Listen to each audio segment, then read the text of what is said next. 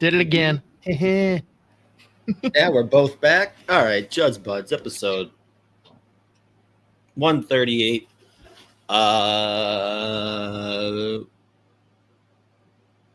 It's just 138. As always, your host, joined by my good buddy, Mr. at State of Hoppy. Hoppy, how we doing? We're doing good. We're figuring it out. Yeah. This should be a pretty thorough episode as far as analysis goes. Right before we started, we both were like, "Hey, did you watch hockey this week?" And we both were like, "Sure did." Sounds like we were both away this weekend. We'll do our best here. I went back and watched as much as I could, like today while working, even though that was a pretty bad idea. I paid for that one dearly. I was working up until about 10 minutes ago. Where were you? What did you get up to this weekend? Unsuccessfully attempted to kill deer. You hung out in the woods. Go well. Yeah, pretty much. Well, they didn't kill you, so that's a win. Fact. So were you just like chilling in a tree for several hours silently? More or less, yeah. It's actually pretty nice. I was gonna say, I'm trying to figure out how I do. I don't think it would go well after about. I mean, you'd probably just sit there and throw hockey highlights on your phone and you'd be fine. And you probably just wouldn't know if a deer walked by or not. But you also probably wouldn't care. That's a good point. I'd just be sitting there. Hey, where are these fuckers? Like, fucking Jesus Christ. I thought they were supposed to be everywhere or something. This sucks. That's it. Okay. Yeah, no, actually, I don't think I could do it. I would be. Oh, no, there's no chance. No fucking way, dude. You would absolutely be the guy that would like show up with every intention to go hunting. We'd try and wake you up at like 4 a.m. You would laugh and roll back over and say, fuck off. We'd come back. You'd already be like 7 sheets to the wind. And we'd all be playing catch up. And it'd be a great time. That sounds great. Who'd you go with? It's always dad, uncle, brother-in-law, cousin, and his kid. But it's actually a sick setup out there. So it's small, rural, like farm town, Minnesota. And my uncle knows like everyone down there. And so he's got this sick setup where like you literally go down a gravel driveway that's like surrounded by water. And then you get back to the like small cabin that we stay at. And behind it, it's like a bunch of big open woods, whatever. So like there's a ton of deer that'll like funnel through there. And like my uncle, he's the oldest. So he literally just walks down the driveway and just posts his ass there. And if a deer comes down, they don't got anywhere else to go. We go up the road like maybe a mile. And in between us and where we hunt, like literally right by where we hunt is the only bar in the area. So that's literally where we accomplish anything outside of hunting. So it's a pretty small rotation of sleep, bar, deer hunting, drinking at the cabin, sleep again. So it's pretty nice. That's just when we have deer, of course. This is the first time in my life, I think, that we've been shut out as a group for opening weekend. Usually we've got at least like 2 deer hanging. So like when you're all getting in your cars to leave, is it like just like looking around like this is awkward? Good job, guys. We'll get. No one said good job. We've got a very, very realistic group. Everyone's like, well, this fucking sucks. I'm just picturing it now. Getting in the cars to leave. Look, yeah, it's your fucking fault. Fuck you. You were making noise. So me and my brother. That would have been me. I would have gotten in trouble. I probably would have been making noise. So me and brother-in-law had to like leave midday Sunday, and everyone else was still gonna hunt Sunday night and Monday morning. So like we kind of got out before it was like firmly solidified that we'd failed. So like it was kind of sort of like, yeah, we were like leaving with our tail between our legs, but they all were way more depressed today when they're like, all right, shit, we actually didn't get anything. Well, shout out to those deer for hiding well. You know, they just stayed away. So I guess good for them. Big ones stayed away. I saw a ton of little deer. I'm just like, I'm not the person that shoots anything I see. Yeah. Like, it's got to be a decent sized deer, worth the meat, whatever. And there just was nothing. So were there no shots taken? One shot was taken, and the way my cousin characterized it of his kid, gave the deer a haircut. Like, they actually saw like white hairs from like the deer's underbelly just like scattered there, but zero blood. Deer absolutely ran away unscathed. He's probably talking so much shit to his boys. You got to go back this upcoming weekend because now they're all going to hang out in that spot. Like there's a bunch of losers over here that just 100%. Can't shoot for shit. Word's going to go around fast. Yeah, this is the place to hang out. Yeah, no, it's tough, but it was tougher because usually, like, it's going to sound weird, but I much prefer that it be way colder. Like, you bundle the fuck up, and worst case, if there's precipitation, it's snow rather than rain. And it was rain, and it fucking sucked. Like, you can picture it, like the cartoon that's just like sitting there, like hanging his head in the rain, just getting poured on. That was us. Walking home, boring, but it still sucked. Walking home, dragging the gun on the ground behind you, like, God damn it, soaking wet. Oh, tough scene. But you know, it's always next year. Very tough. To pivot us to hockey, Cosgrove makes a great point. Ovechkin comes to town in 58 games. He needs 32 goals to break the record. Probably a good idea to buy tickets for March 27 RH. That's a very good point. Well done, Cosgrove. Eloquent. How crazy is it that he remembered how to score? Yeah, and you know, the Caps being good, Dylan Strome being nasty, huge. What is he at right now this season? Like 10, I think. I think he needed 42 coming in. It's crazy that he's going to end up doing it like in his sleep. Like, he's just like, yeah, it's easy. It's an easy game. Well, you know, we're not putting together rosters as of now, but like, we got to at least talk about how fun the Russian roster could be if they existed in the 4 nations, if it was 5 nations or many nations. Lots and lots of fun, offensive-minded people at the wing, on the blue line. They've arguably got the best goaltending across all nations. Correct me if I'm wrong, but I can't name a single Russian center besides Evgeny Malkin. Would he play all game? Yeah, that would be a very funny lineup. I genuinely can't think of one. Like, is there one Russian center that I'm not thinking of? I'm just picturing them like posting the lines, and he's the only center, and they just have a bunch of 7 lines.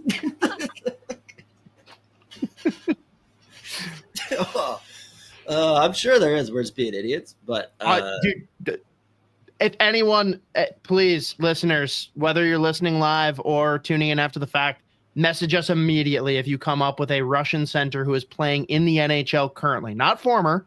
We're not talking Kuznetsov. We're not talking Pavel Datsyuk. Current NHL center that is of Russian lineage. Malkin is the only one I can come up with, which is so funny. Does it count? Does the fact that Alexander Barkov's name should be, it sounds like a Russian guy. Jesus. All right. I'm taking a massive L on this one. We both are. Matt Schneider immediately. This one's going to hurt. Oh, yeah. Who's it, Dinov? He plays for the Wild right now. Jesus Christ. Okay. Besides Marat, which, wow, that's embarrassing. None of Kuznetsov, Cosgrove is not playing. Barbashev and Nichushkin are both wings. Yeah, the Marat one, wow, people are going to carve us for that. We deserve it. Yeah, I wouldn't have even thought of him as like making that roster. He absolutely would, though, now. He can win a faceoff. That's literally, no, he's straight Fogo. Go out there, win the faceoff, book it to the bench, and Ovechkin jumps over every time. That could work, you know? God damn. Okay, well, yep, that's still the graphic with Malkin, Kuznetsov, and a shit ton of wingers would be fun. Good thing this is live. You know? Yeah, good thing. Can't delete the evidence. You should don't edit it. Don't you fucking dare. All right, let's talk a little NHL. We don't even have to go too deep into it if you don't want, Z, but I figured you of all people would truly enjoy looking back to last week, post-election, the Tony DeAngelo victory lap battle with Tim Peele. What have you ever seen two people who were both on the winning side of an election try and go back and forth and both fail so miserably? I'm not kidding. Like, I saw that first of all, I have no idea what Tony D was even like. I'm trying to figure out exactly what he meant. One of the reasons he's not in the NHL anymore? No, the only reason he said.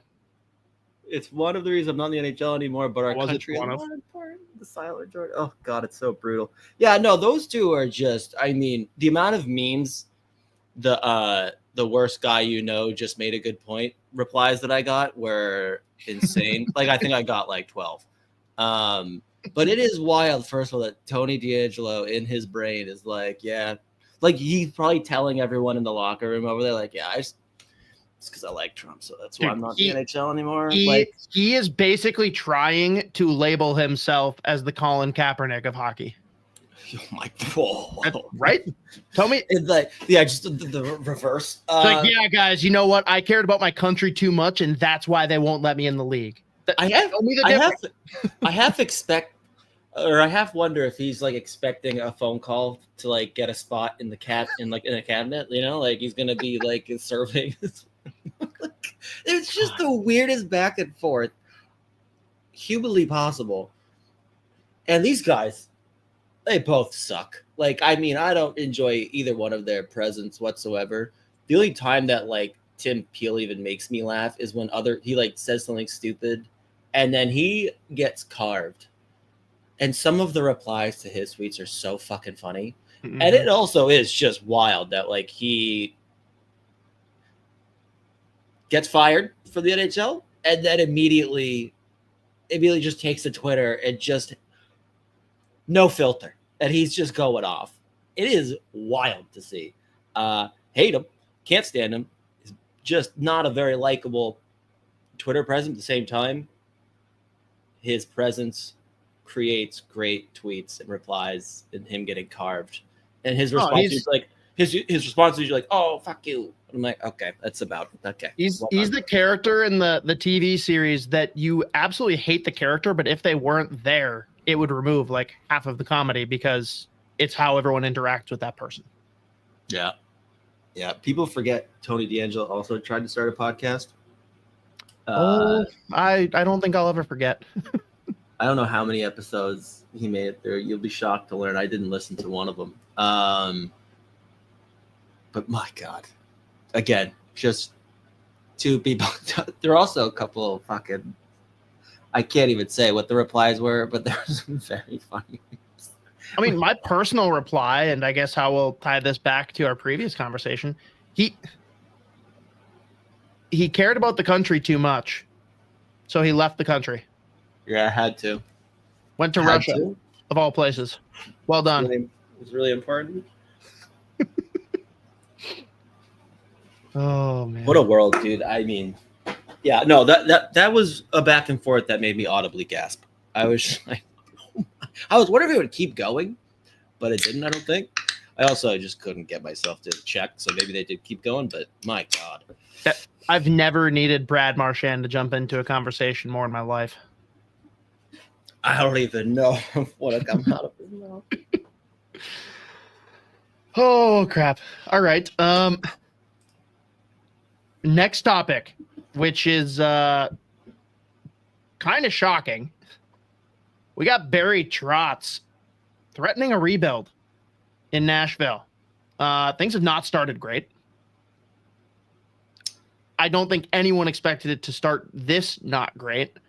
But, and I know it's a little taken out of context. Like, I don't think Barry Trotz is talking about a true rebuild in the sense that everyone frames it. But to have that be the exact choice of words and watch the internet go wild off of it, like, you trade away your top prospect, you bring in 3 long-term deals with old/aging players, and then it's like, yeah, you know what? Let's pull the plug. We're going to rebuild this bitch. And the fun one now of late, Dante Fabro given away for free. It sucks that we got the Minnesota Wild ties here, but Bruno and Darby, hot seat. Yeah, I mean, I don't know how they wouldn't. Like, this has been, again, like I said, they had this crazy offseason. They make 3 huge signings, big prospect trades. The fact that we haven't even made it 20 games and the word rebuild comes up, we're just like, whoa. I didn't. Again, when we were doing our predictions for the season or whatever, I think we're both pretty much like they should be good. We'll see how it goes as far as like gelling and figure out where everyone's going to play, who plays well with who, whatever. This is like significantly worse than that, where it's like they can't put together like 20 minutes of really good hockey unless they're playing the Boston Bruins. It's the only team they can kick the shit out of. There it is. Yeah, had to get that out. But like, I mean, legitimately nothing is going well. And they are painful to watch. And again, I expected them to take a little bit to get fully going again. But I honestly thought by game 15, we would have seen at least a 3 or 4 game streak where they're putting it together, whether or not they're like winning, but just looking like they're starting to figure it out. They haven't even come close. Like they look like a team in crisis mode. So it is shocking. And again, 15 games in and the word rebuild comes up is crazy. And yeah, there was only one reaction we were going to see from Twitter when that comes up. But like, I mean, 11 points. They're behind fucking Chicago. It is insane. This is a great one from Cosgrove. Darby going from the longest tenured assistant coach to the shortest in 1 year. Unbelievable. Man. And so the big fix last year was canceling another concert, right? Like we can't do that this year. What's the move? Like, what do they have to do to ruin the players' lives that will somehow galvanize them and make them a good team?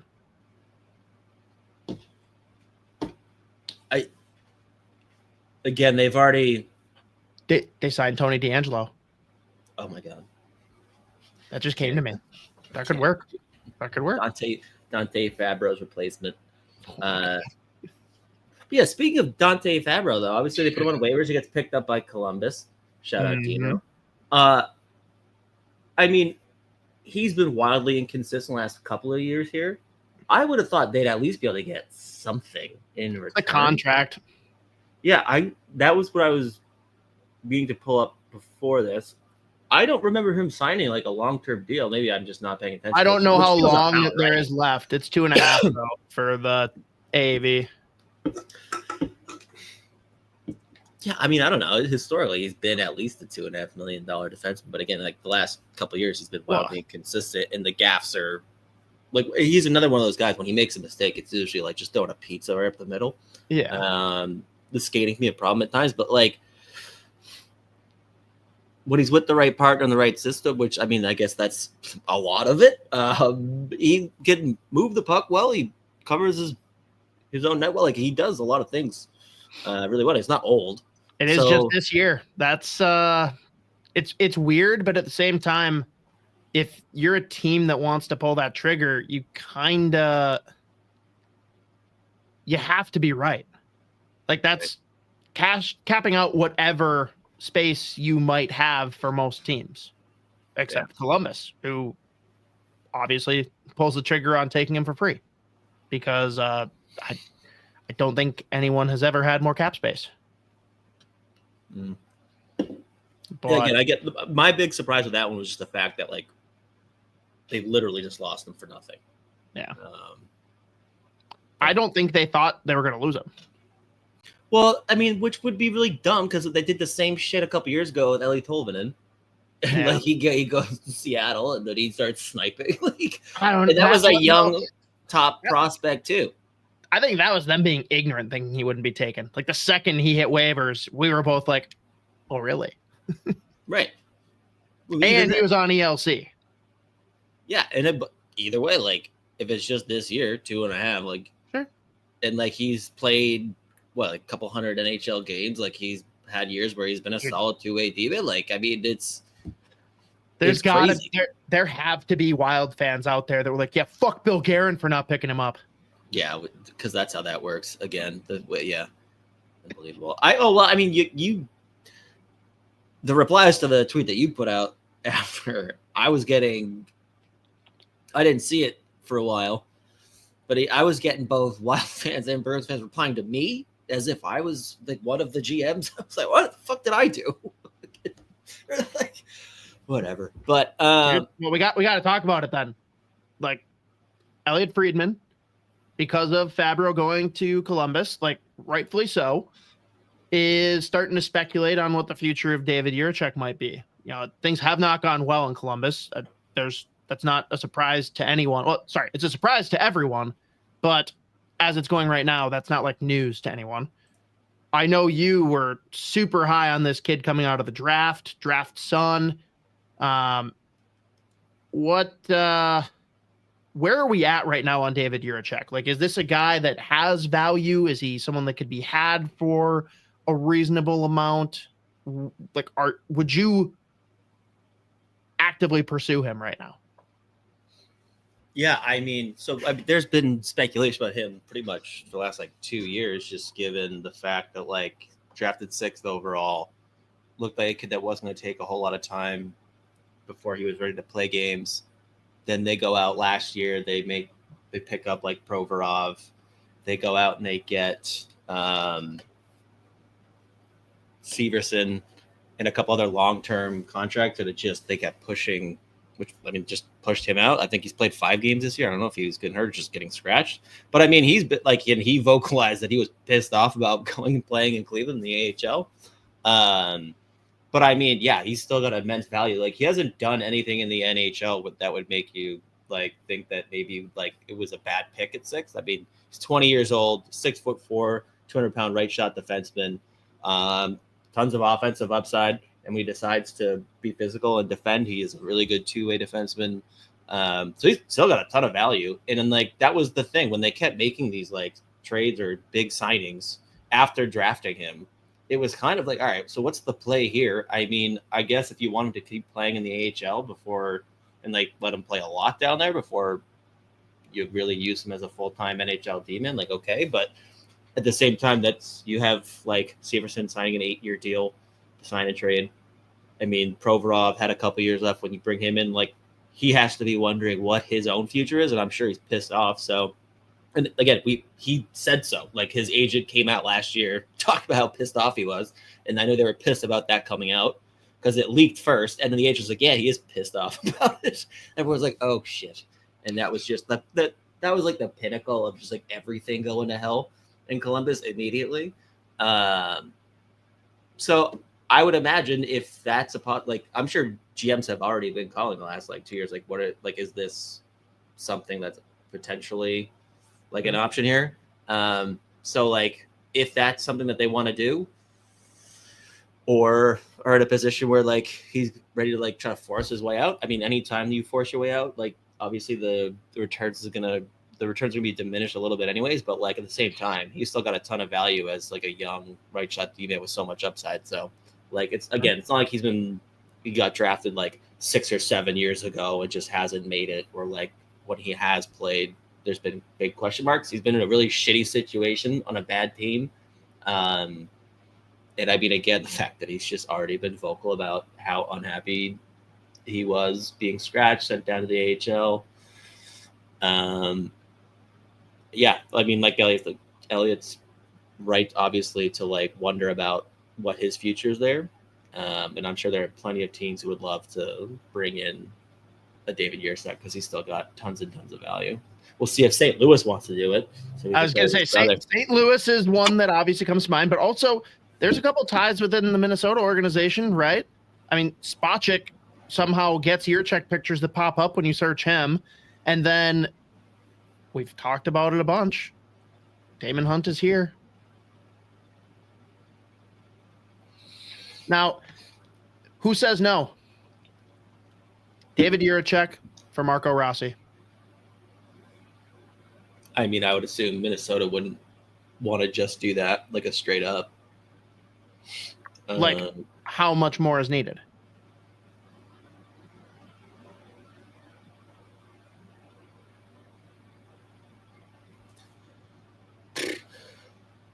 Because if they're actually, like, I know it's somewhat speculative and Russo does not agree with it, but the thought is that Rossi's the odd man out. Like, if they're as locked in on Urov as they say they are, you've got Ek. Like, Rossi's not going to be your 3C.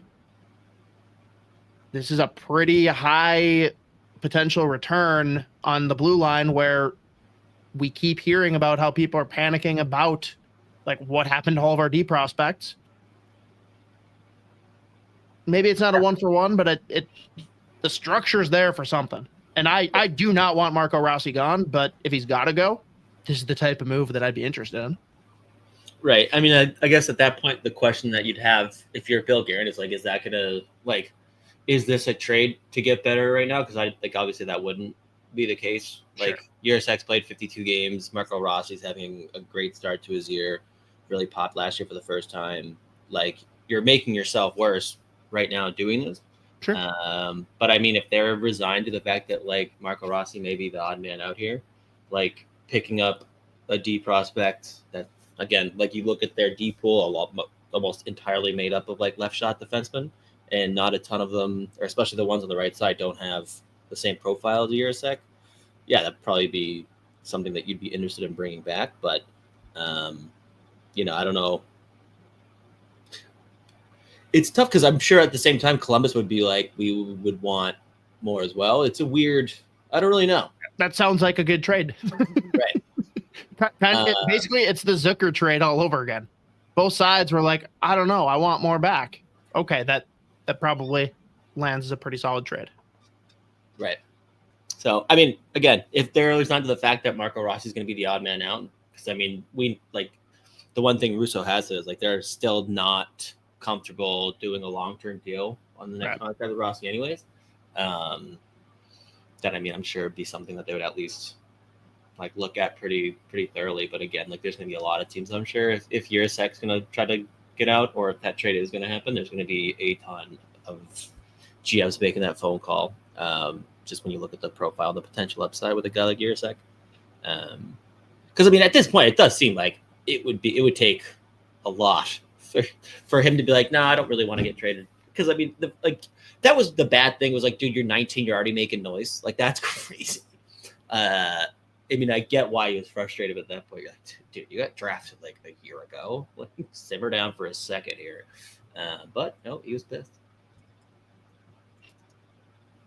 Fair enough. Well, got two other quick ones on NHL. It finally happened. We all expected it, and it happened twice. Matvei Michkov scratched. Happened way sooner in the season, I think, than we expected. I don't know. Do you agree, disagree? I don't know. I mean, like, Tortorella has been pretty open about the fact that, like, he doesn't even like super young players, like, playing every game anyways. Again, when we were doing our, like, Calder Trophy odds thing a couple weeks before the season started, I was very surprised that Michkov was, like, at the top of that list, just because, like, first of all, he's in Philly, and their coach is John Tortorella. He's going to get scratched, like, more than once. I was surprised it was 2 in a row, especially considering the fact that he's been, like, pretty fucking good. Like, I think he was, like, it was right after he had scored a couple of goals. It was like, now, which he's done before. Again, like, I think maybe Cam York, either last year or 2 years ago. We did the same thing where it's like, he wasn't even playing bad, and all of a sudden it's just like some kind of mind games thing or whatever. But I'm not overly surprised. I mean, Philly is just, I mean, they're brutal. So There's I wasn't a lot of shocked teams at that all. are brutal right now, though. Like, Yeah. like the race for James Haggins is going to be crazy. Which, not to trigger you too much, but Friedman pretty much said like Canadians just need to tank right now. Like, I don't think I've ever heard him say someone needs to tank. He's like, they just need to fold it up and go get James Haggins. What would that do to your life? Listen, Elliot Friedman needs to mind his business. All right. Which, I mean, I guess this is technically his business, but mine specifically the business of your day-to-day life. Please stop. Don't manifest this and put out in the world right now. I don't need this pain.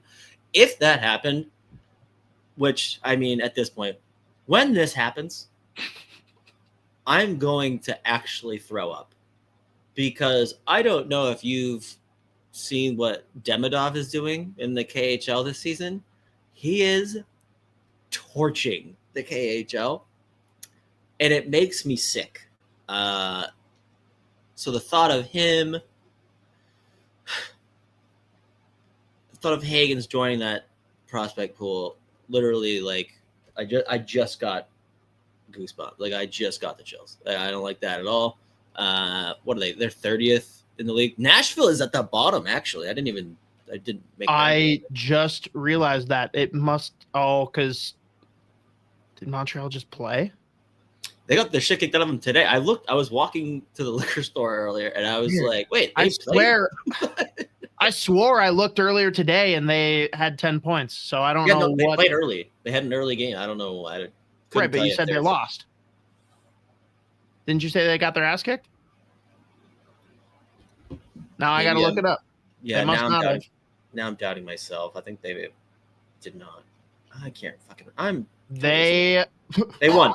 They beat the Sabres. 7-5 boat race against the Sabres. So yeah, before that game, they were last. So yeah, Friedman, suck it. Trying to see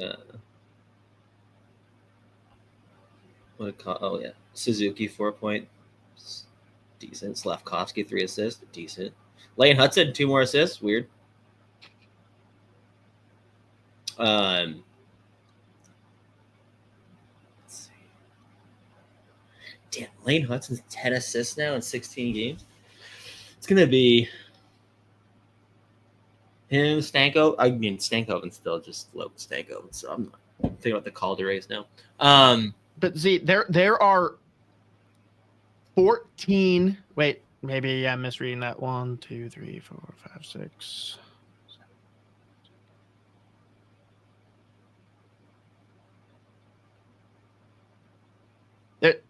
More than 20 teams are within 2 games of last place.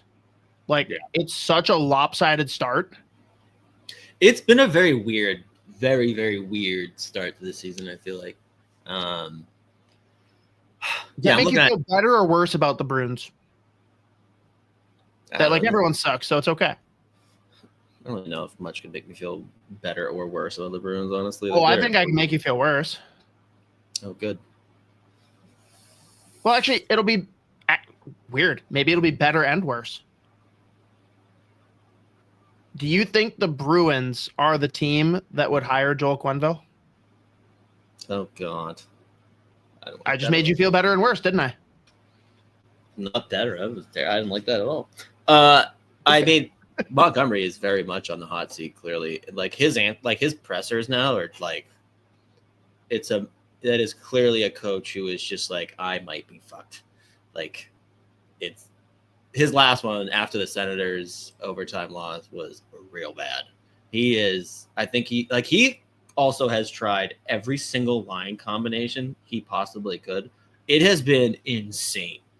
And they fucking stink. They are so bad. Brutal to watch. Thank God they're at least 500, so whatever. Hey, we got the goalie hug. Yeah, we did. That was great. Loved it. But whatever. Honestly, when I look at the teams that are firmly, well, I mean, I guess you just said there's plenty of teams within a couple points of being in last place. Yeah. people need to.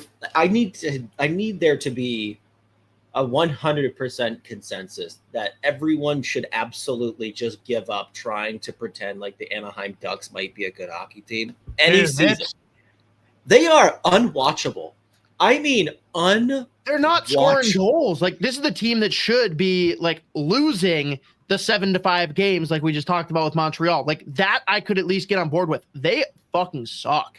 Yeah, and like 31 goals. I feel bad for their fans. Like, if I were in their shoes, I would be beside myself. Like, what do we do to change this? Right? Like they're drafting good players. They're doing smart things from that sense, but like none of it's coming together. None of it.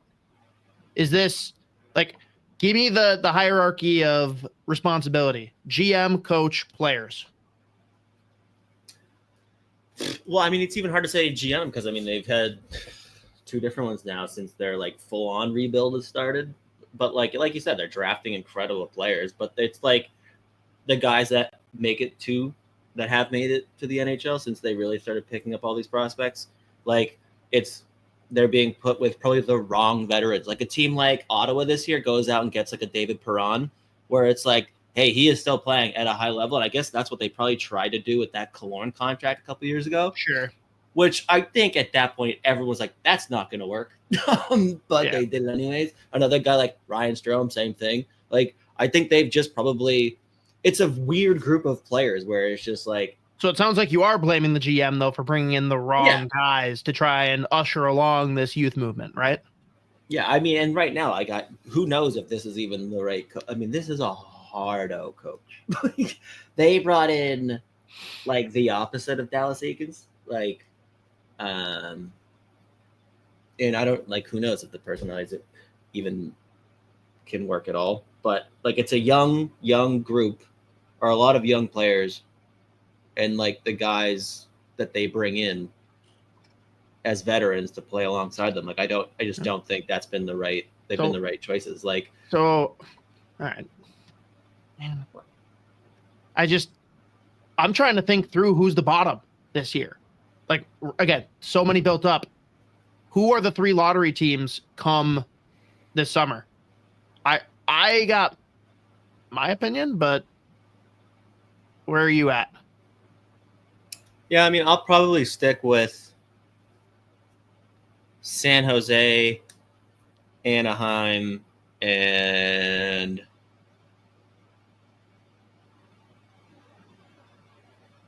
probably Montreal. I'm swapping Philly for San Jose.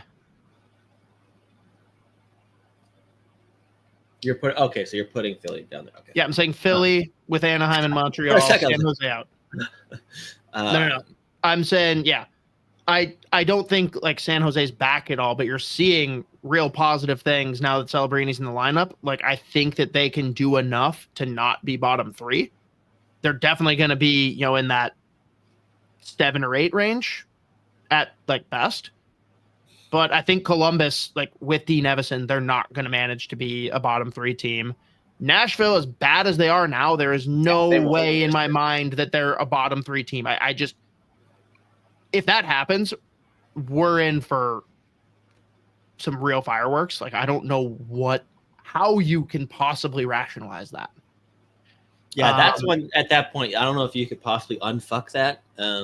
But, And I'm also not prepared to say that Chicago's out of that discussion. I think they're very in on the discussion, but I think those 3 teams are worse. Yeah. And I mean, you said this when we were doing the preseason rankings or whatever. Like, you mentioned the Chicago bringing in like some good players to play there alongside like Bedard. And I'm guessing it was a Jay Fresh tweet, but like looking at the numbers this year with Bedard, like the underlying numbers, like he is even outperforming significantly what he did last year, playing alongside like other solid NHL players like Bertuzzi and everyone like that, other guys that they brought in. So, yeah, I agree that I don't think that they're going to be in that bottom 3, but they will not be like they're not going to be outside like the bottom 7. 5. Yeah. Oh yeah, 4. but that's a good example too. Like countering Anaheim, like I feel mostly good about the moves the Blackhawks made. Not saying that they're going to be a contender by any means, that they're even going to sniff playoffs, but you're at least putting the right foundation there to let your young players come in and grow. Right. And Anaheim has just colossally failed that. And it makes me sad because they got some fun guys there. Yeah, and I mean, at the same time, the guys that are coming, like the guys they draft the last 2-3 years that haven't even sniffed the NHL yet, they are. Yeah, but at what point that's the weird part of like the GM thing where it's like, the NHL, like maybe it's like an amateur or like a pro scouting problem where it's like the guys like the veterans they're bringing in, it's like that's probably the wrong choice. But like their drafting has been like like it is really, really good drafting. But again, I just think like the guys that are young that are playing there now. I mean, you have like the enigma that is Trevor Zegras. I don't even know what to do with what that. Man, they held on to him too long. Which is still crazy. Like I can't possibly just like officially like give up on him yet, but at the same time, I'm just saying at this point when he leaves, because that's like he's not going to stay there. Yeah, they could have gotten a lot for him like 2 years ago when they were already kind of starting to see like, yeah, maybe this isn't the right fit. Now, like who's fucking trading for that? Or at least who's giving up anything of like reasonable value for that? Like a substantial package, I guess would be I don't know. But speaking of the bottom feeders, dude, like I know that they're a bad hockey team, but it is sad seeing like the crowd in San Jose. Like that building is.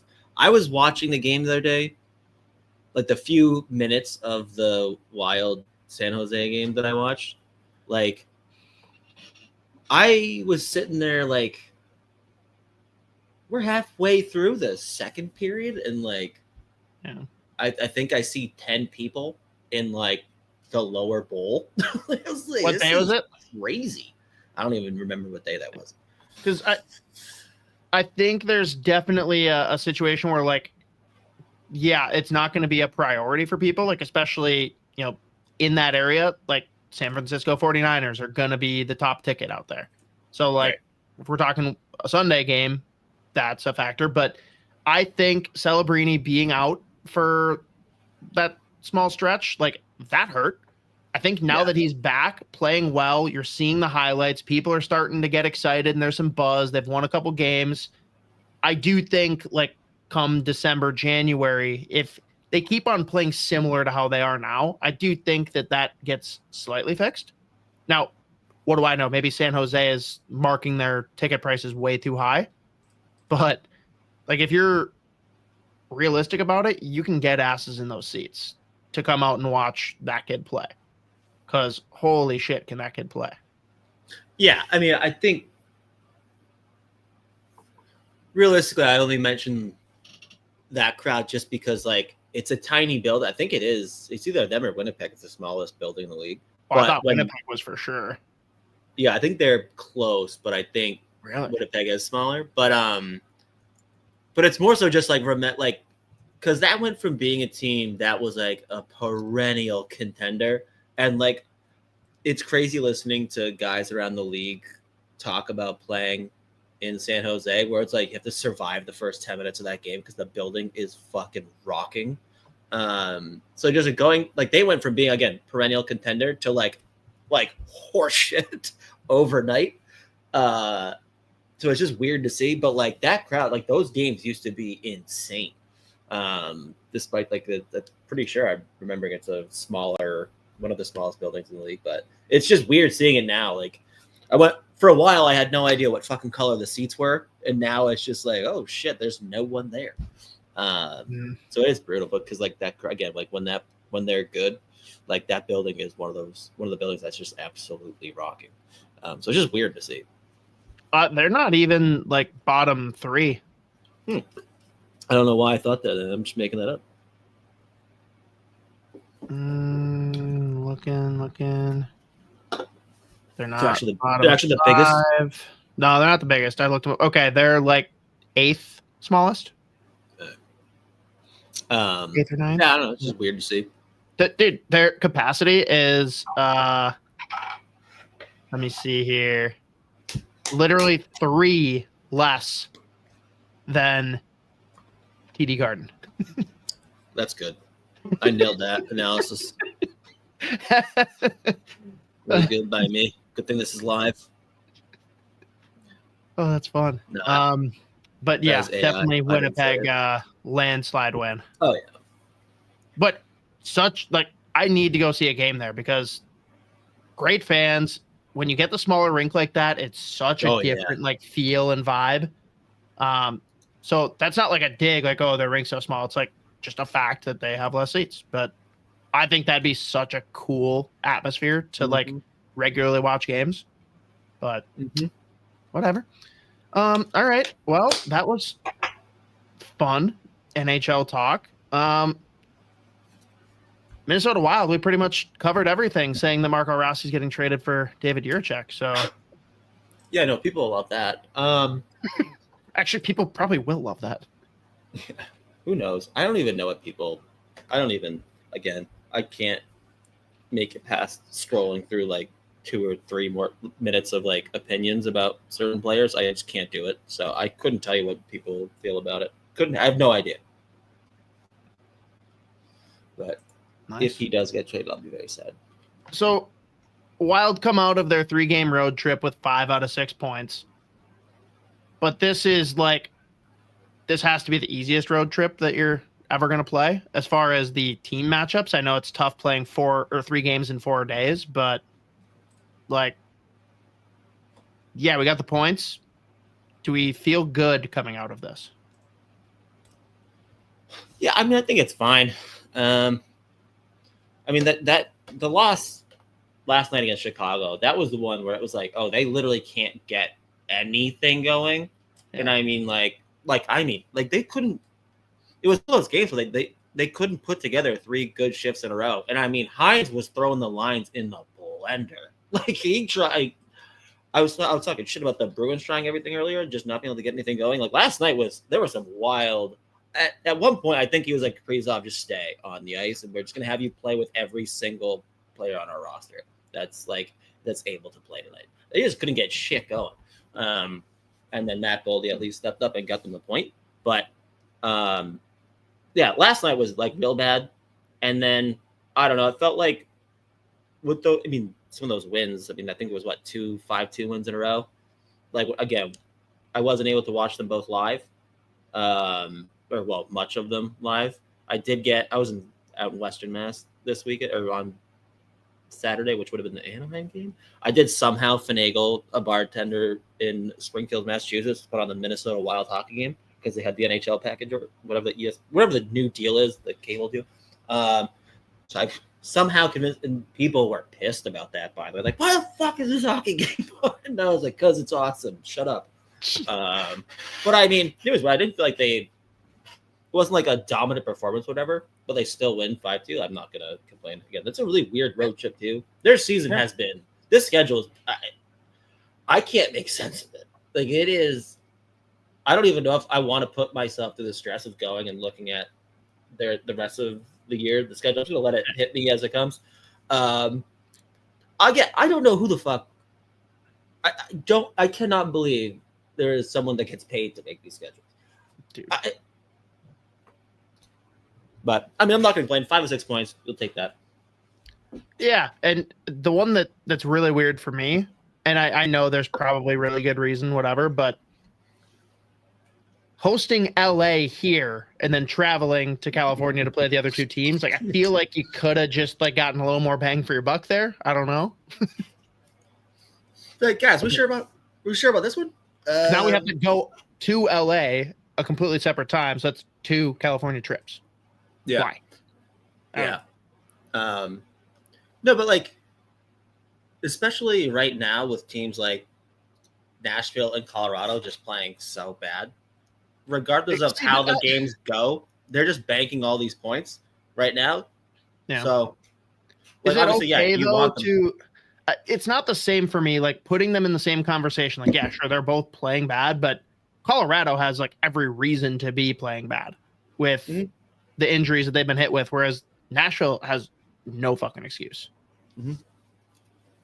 Oh yeah, no, I'm just looking at it from the Wild's point of view, where it's like, hey, some of the performances, even if they're not great, if you're still getting the points, especially early on, you're just giving yourselves that much more of a cushion. I mean, I think Dallas is playing. They're up 2-0 on Pittsburgh right now. Sorry about that. So they'll play the same number of games. I think the Wild have a 5 or 6 point lead on them right now in the standings. How about some more points you can bank right now? You have a better chance of having those home games in the playoffs. So, yeah, on Dallas. Speaking of the great Winnipeg fans, we got the Rutger chants earlier this year, which was fun, but now their fans are chanting U.S. backup to Ottinger. That was rocks. You don't like it? Oh no, I was just like, wow, that's good. I was like, well played. Big fan of your work. What's that make Swayman then? Just a nice guy. I don't know. Will they chant at him U.S. third string? To be really rude. It's just mean. Nope, Logan Stankovic scored. Yep, attaboy. Good for him. Dallas is just like quietly kind of like I think they had one stretch of like 2 or 3 games where they really didn't play well. But I feel like since they're third in the division, they've just been like quietly really good. Matt Duchene, if I'm Matt Duchene, I am having serious. I mean, I've made a ton of money at this point, anyways. If I'm Matt Duchene, but like, I still can't believe he signed that ticket only for them to go and spend all the money that he left on the table on like Labushkin and Dumbo. I'm like, what the fuck, man? I thought we were gonna go and try to get like Stamkos or something. Nope. Which who knows? Maybe they made the right choice. But that's all I had to say with Dallas. I was just pulling up the game, saw that Duchene scored again. Yeah, and so now the Wild have yet another like large break between games. I don't know. It has been a very strange start to the year. Mm-hmm. When do they play again? Thursday. Oh my god, dude. What the fuck? Like I can't. 3 days off. Yeah, it's weird. I don't know. Not weird. But I mean, if you're gonna have like a gap in between games, it's always good to get after like the California or like that road trip specifically. Yeah, it sucks that Iowa's basically on the same break. They don't play again until Friday, and so like Mikey Milne goes down because salary cap exists, and like he can't even fucking do anything. So fun call up. Some fans were quite upset that he didn't get to play. Yeah, and because I was confused because like maybe I was just doing the thing where I like scroll through tweets and I don't actually read them. Like it sounded like it was. I feel like Russo made it sound like he was going to play. I don't know if I'm just making that up in my head, or if I just wasn't making or. I think everyone's assumption is when you say that a player is being rewarded, you think okay they're going to play, but I don't know. Russo was going back and forth with some people online, and like his whole point is like this guy's busted it, worked through adversity. He got to come up and see what it's like to be with the guys. Like that's just going to drive him more to want to come up and actually be able to play and stay. Like I don't think Mikey Milne took it as like a kick in the dick. It's more just like, yeah, it would have been nice to actually let him play in one of those games. And I think that the point is really only validated by the fact that everyone looked like ass on Sunday. Like he would have went out there and been buzzing. Yeah. And again, he absolutely earned that call up again. Like he was really good last year. He's been a beast with the 10 games he's played in the AHL this year. Him and Hunter Haight both have 8 points so far this season. Hunter Haight's been awesome. And I was like, since we talked a ton of shit about him, they heard us. And what do you know? Weird. Something I said was wrong. Shocking. Can't believe it. This is how it works every time. People should come here only to listen to me talk and then just like bet on the opposite. Whatever I say is a thing. Just be like, that's not true. Okay. Thank you for making me money. So you're welcome if anyone's done that and I've made you rich. I think they're like 4th in the division all of a sudden. So good for them. But Liam Öhgren probably should have been there from day one. He has been unbelievable in the 4 games he's played so far. He had a hat trick the other night. I hope he continues on with the Cy Young. He's got 4 goals, 0 assists, but he is looking like a who's he playing with? Sniper. I actually pulled up. Oh, God damn it! I literally had. It's one of those games that he was in. I literally had my Google Doc up, and I was taking notes. Got to pull it up again. I want to say one of the games he's playing Bank here, but that doesn't sound right either. As my computer freezes. Love that for me. Nice. Big win. Oh, yeah, they stopped posting the line, so I have to, guess. Yeah, that's all right. Oh, yeah, he was playing with Hunter Haight last game because Mikey Milne was obviously called up. We very much enjoy that. And actually, when Haight came on with Joe and I, he, said right away, he's like, oh, yeah, the guy that I gelled with in dev camp was definitely Liam Öhgren. Yeah, he's a beauty. Makes sense. That sounds about right. That sounds very right. So talk about these goals he's scoring, right? Is this just same shit as always? Thanks, come again, or what are we seeing from him? Yeah, I mean, a couple were just absolute rips. So even the ones that are from in tight, it's impressive how much it's on and off his stick immediately, and it is top corner. He had one where it's does the thing where it hits the crossbar and the post and just goes around. It's fucking nasty. But he had at least one from distance, but just a raw sniper. Which is, I mean, when you drafted him the year that he scored 35 goals in 30 games in the J20 in Sweden, almost all at even strength. Those were the majority of the goals. But I mean, he finds himself in the right position a lot. And I mean, he is letting it fly. He is not shy about shooting, which I love. He's also hit the crossbar and the post a few times too. But again, this is where he should have started the year, I guess. Mm-hmm.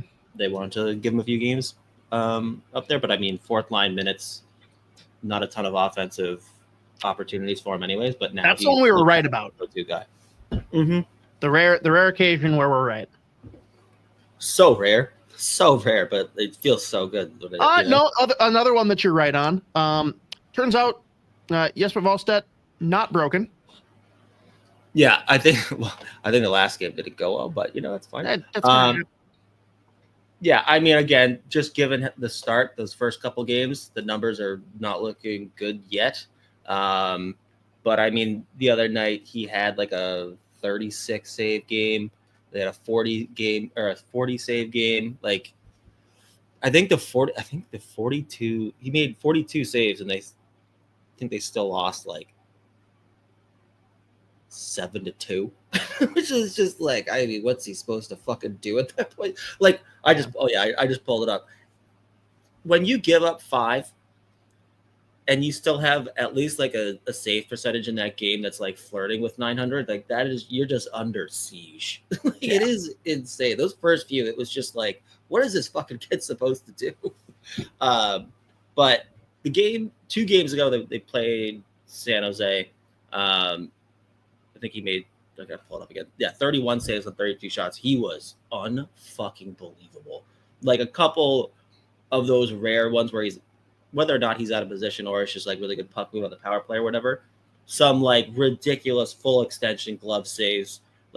He's doing a little bit of everything. But again, the reason he is so good is because of how well he reads the play. But there have been a few moments where he's had to make the heroic diving saves. Or full stretch saves. So yeah, I mean, again, no one should have been panicking about the start, just given how rough those games were. But now they're starting to play pretty well, and he looks pretty good. And humble plug, as always, Wednesday, Jesper Wallstedt interview drops on Fellowship of the Rink.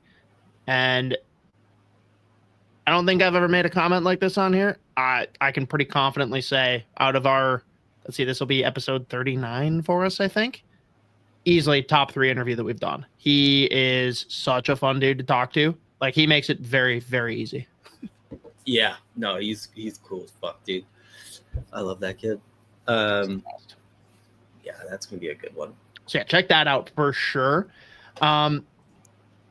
Quick before we transition to one of the bigger topics lately, we actually got some questions that came in from our boys at MNW Young Guns or MNW Prospects. You can find them as both on Twitter, X, whatever you call it, and Facebook.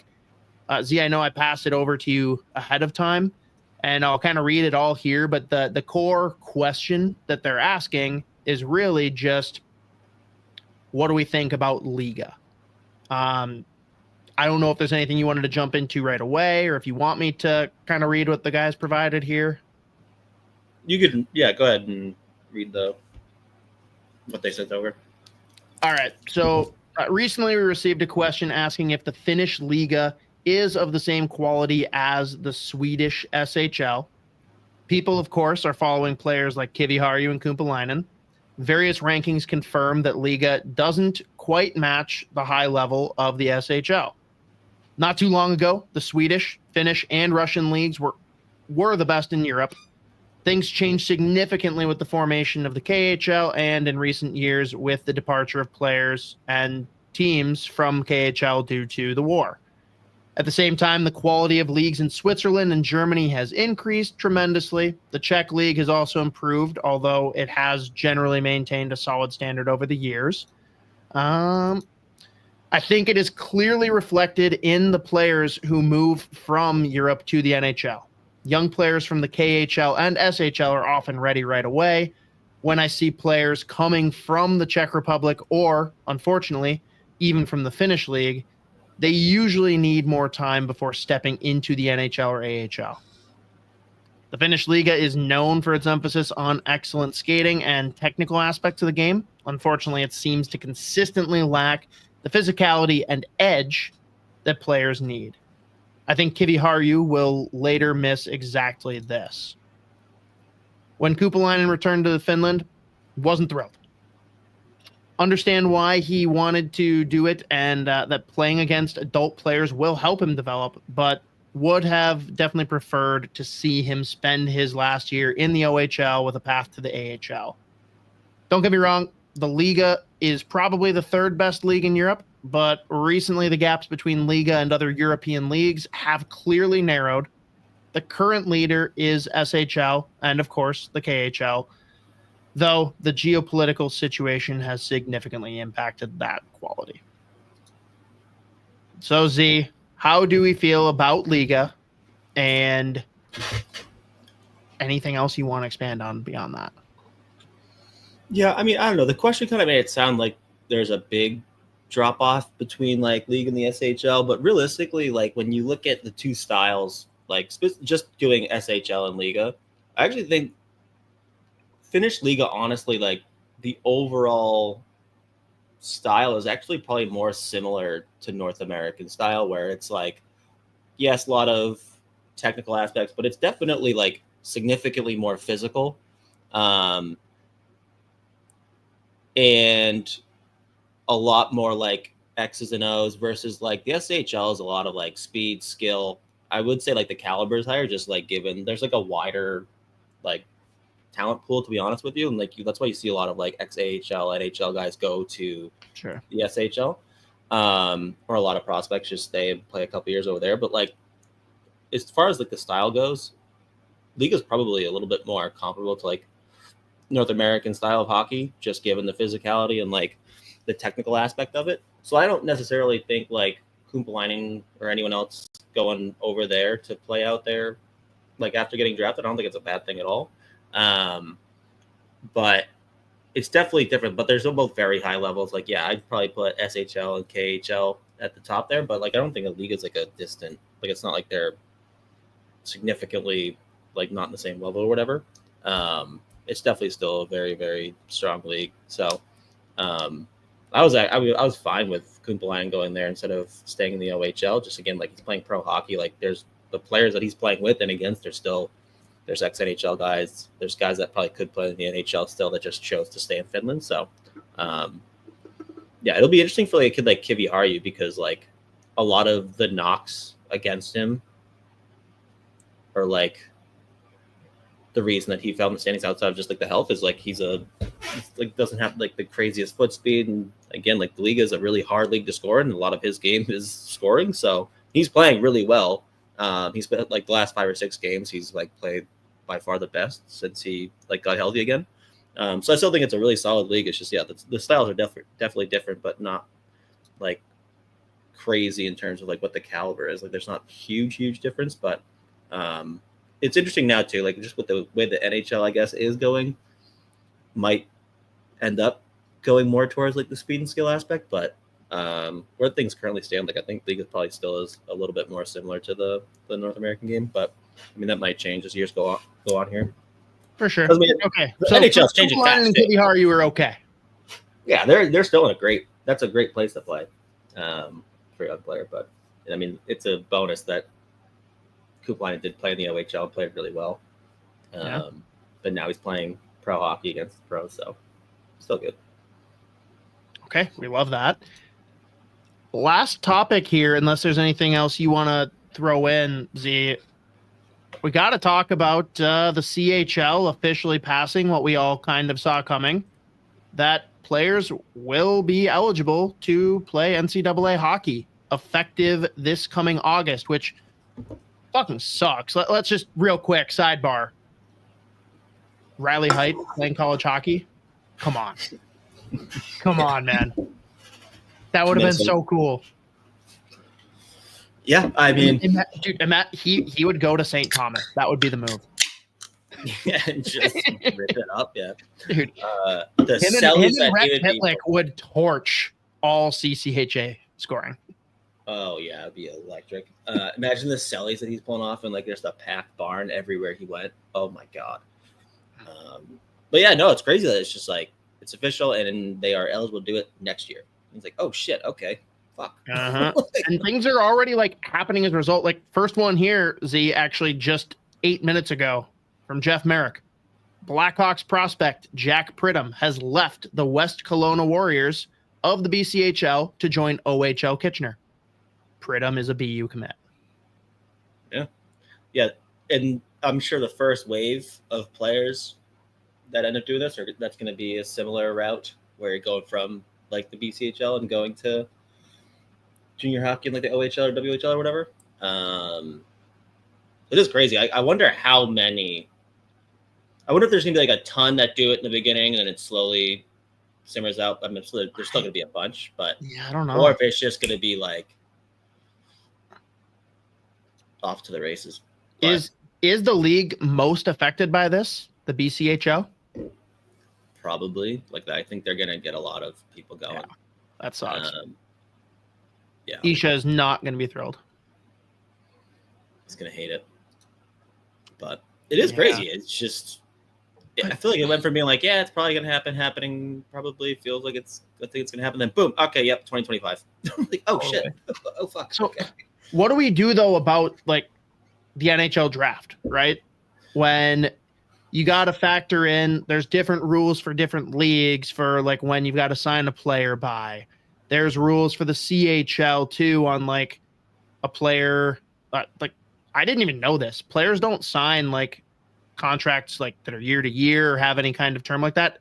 All of them just sign deals that take them through the age of 19. Mm-hmm. And like, so how does that work for like this example here, right? The Pridham, or a guy that's been talked about recently too, Harrison Brunicky, Penguins prospect. Like he is 18. Could he technically leave to play NCAA hockey, or would he have to like work something out with the CHL to break his like year 19 thing? Well, I don't know if so specifically Brunicky. I don't know if he can play. He signed his ELC.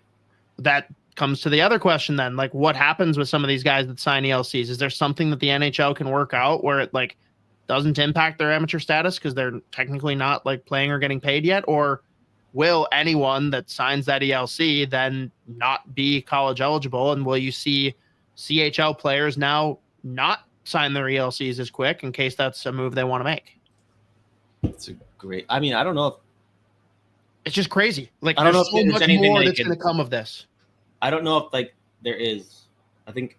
I mean, at least as far as considering how much goes into writing the CBA and how fucking insane it is every time they're close to the end of like the deal or whatever, or that agreement. Like, I don't really know if there's much they could.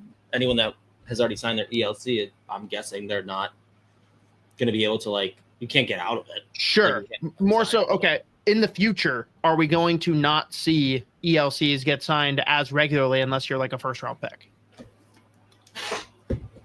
I mean, yeah, I guess if guys want to consider playing college, again, it's just the college hockey thing. Like, so I don't know. Yeah, I mean, that's definitely a possibility if guys are wanting to do play both, like junior hockey and college hockey. I guess, yeah, they'd probably be more interested in not just signing that ELC right away. So But as far as like the drafting goes, I don't know how much that would really play into like a team's. Who's the mid to low tier program in college hockey that's all of a sudden going to be loading up on CHL kids and just taking off? Arizona State. That's what I thought the answer would be. Every time. It's like, it's going to be that. It's gotta like, they're be. gonna be getting, like, how is this possible? They have 75 guys on their roster. Well, and imagine this too. Like, think about these Canadian kids who like grow up playing with certain guys, whatever, and then it's like, oh, wherever you get drafted is kind of where you're stuck. They're all kind of getting together now, being like, yo, we could all just like decide we want to play somewhere together and go kick ass. Like, Right. what a concept. Oh man, it's gonna be interesting. Okay, besides Arizona State being the like obvious pick, do you have any other ones in mind?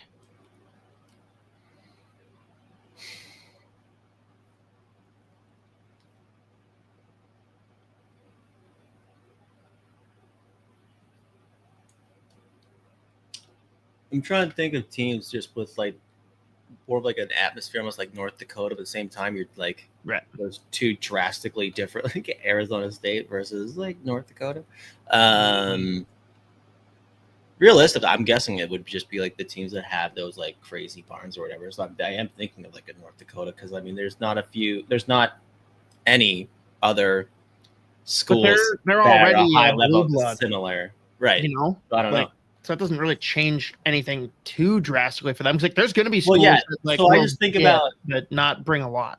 Yeah, so I'm just thinking about like listening to players in the past who have been debating college hockey or like CHL, and a lot of them will be like, "Yeah, it was either like go to the OHL, WHL, or whatever, or like the school I was looking at, like North Dakota comes up every single time." The Yeah. second that like guys like Taves were there, obviously Parise, and then like even Sidney Crosby was like, "Yeah, if I was potentially looking at like North Dakota, it's like holy shit." I mean, Taves and Crosby are Minnesota boys. Let's be clear, but Right.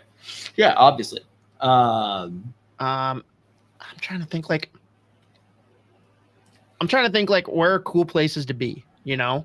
Like, right, and that's where you Arizona see- State has that like no, 100%. leg up on teams where it's Right, just like they're obvious. But like think CC. Like, could they come in and like start rivaling a Denver? Maybe there's I feel like East Coast is where a lot are gonna start flocking to just because of like how that's all set up. I don't know. Maybe the better question is, what's the program that doesn't exist in Division I hockey right now that within the next decade is going to be at least knocking at the door for postseason regularly because they're going to just turn and all of a sudden get these guys? Like, is it Oregon, USC, UCLA?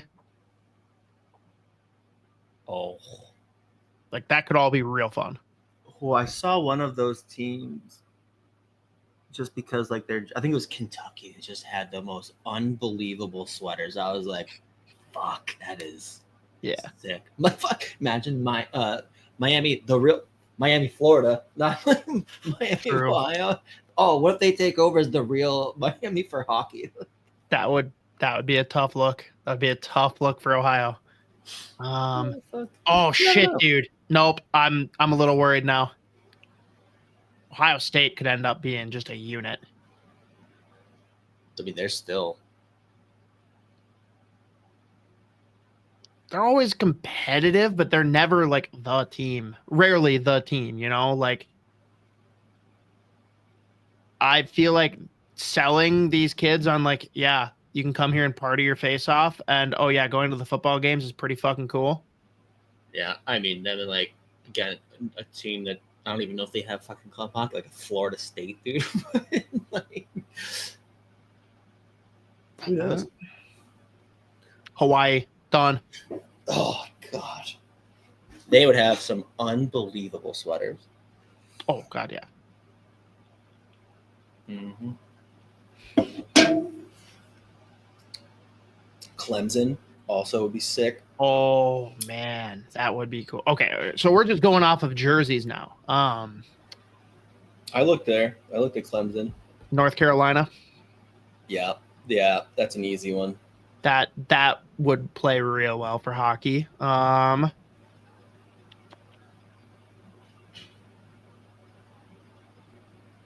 many sweaters would Oregon have, dude? Would they do the same thing? Would they just have a new one every game? Endless. New one every single game? Yeah. Absolutely endless. Texas could be interesting. Yeah.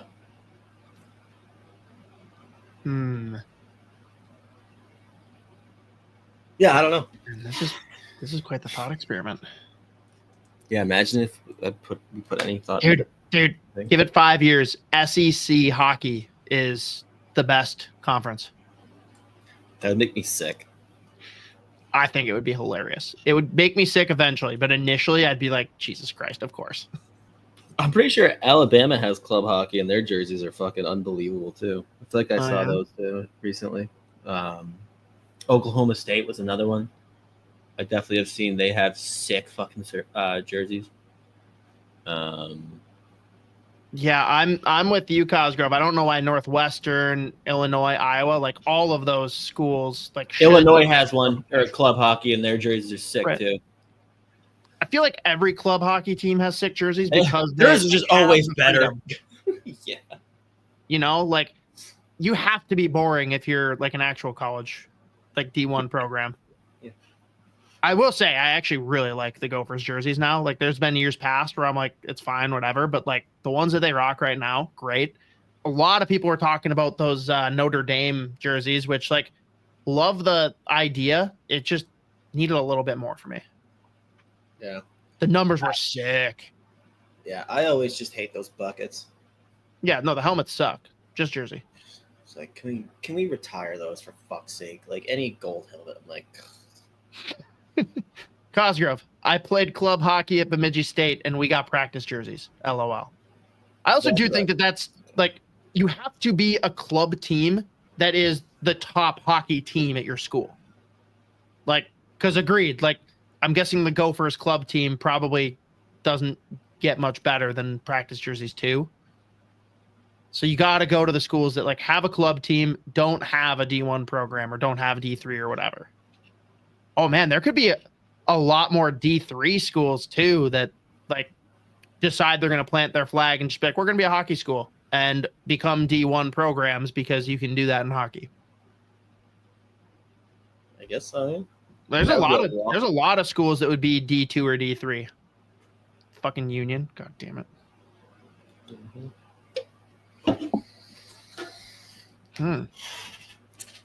Successful episode for not having much to talk about.